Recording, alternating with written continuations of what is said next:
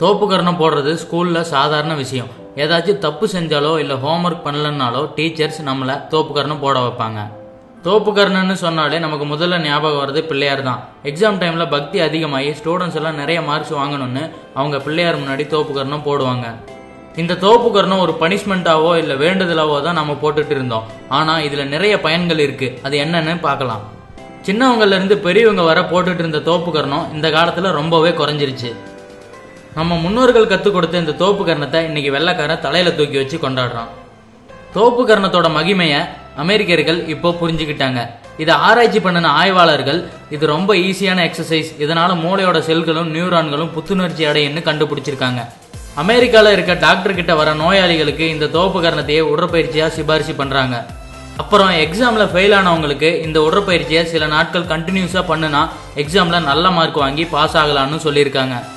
அதே போல நரம்பியல் நிபுணர் என்ன சொல்றாருன்னா, தோப்பு கரணம் போடுறப்போ காதை பிடிச்சிக்கிறதுனால முக்கிய அக்குபஞ்சர் புள்ளிகள் தூண்டப்படுதுன்னு, இடது கையால வலது காதையும் வலது கையால இடது காதையும் பிடிச்சிட்டு உட்கார்ந்து எந்திரிக்கிறப்ப மூளையோட 2 பகுதிகளும் பலனடைஞ்சு மூளையின் நரம்பு மண்டலம் தூண்டப்படுதுன்னு சொல்லியிருக்காரு.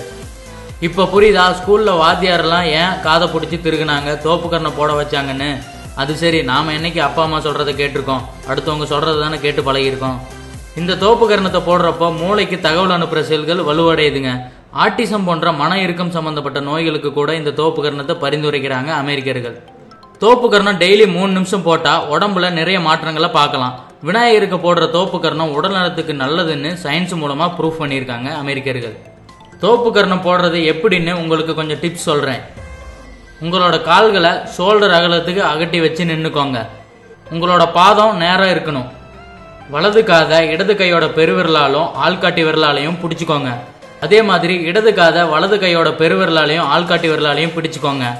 அப்படி பிடிக்கிறப்போ இடது கை உள்புறமாகவும் வலது கை வெளிப்புறமாகவும் இருக்கிறது அவசியம். மூச்சை நல்லா வெளியே விட்டபடி அப்படியே உட்கார்ந்து மூச்சை நல்லா உள்ள இழுத்து எந்திரிங்க.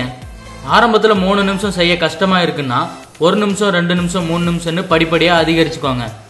இனிமேலாவது நம்ம குழந்தைங்களுக்கு தோப்பு கரணத்தை ஒரு பனிஷ்மெண்டா நினைக்காம எக்ஸசைஸா நினைச்சு சொல்லி கொடுத்து ஆரோக்கியமா வாழ ஏற்பாடு செய்யலாம்.